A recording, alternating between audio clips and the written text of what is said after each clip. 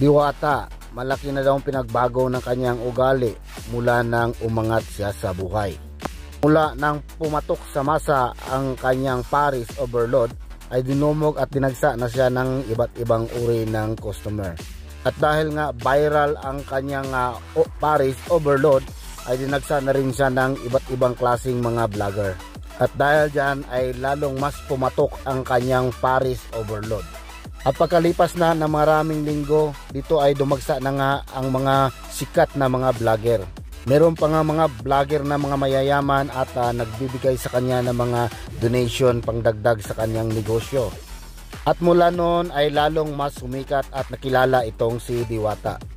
Ngunit kalaunan ay criticize na siya ng mga netizen dahil nga ay nag-iiba na ang kanyang ugali. Na para bang ayaw niya magpa-picture o magpakuha ng video pagka maliliit lang na vlogger.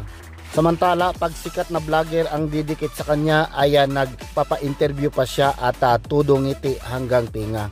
At dahil nga napansin ito ng mga netizen ay pinapansin na rin ang kanyang ugali. At dito nga ay meron na mga paninira sa social media tungkol sa kanya at lalong-lalo na sa kanyang pagkainan na overload.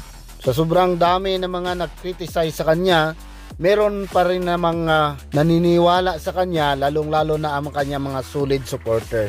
So malaki na talaga daw itong pinagbago nito ni Diwata. Sana man lang daw ay lingunin niya kung saan siya nanggagaling. Ito raw mga ordinaryong tao na pumupunta sa kanyang Paris Overload ang nag-aangat sa kanya. At ang mga ordinaryong tao na to ay siya ring ang dahilan ng kanyang pagbagsak muli. Sabi na nga iba, sana'y wag na niyang sapitin muli na magtinda sa ilalim ng tulay.